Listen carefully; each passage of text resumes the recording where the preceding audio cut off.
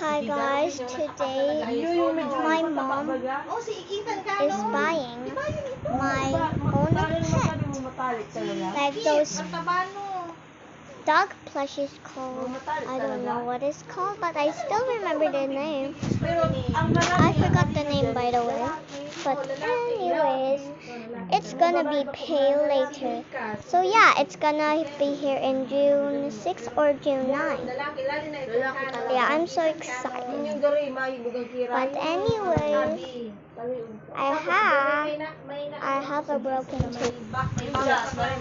May bagong kaklase ni aki kang maestra, hiniling ko ang profile picture.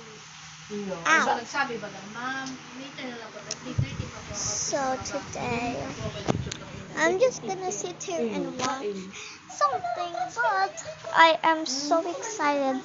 See you in June 6. Bye.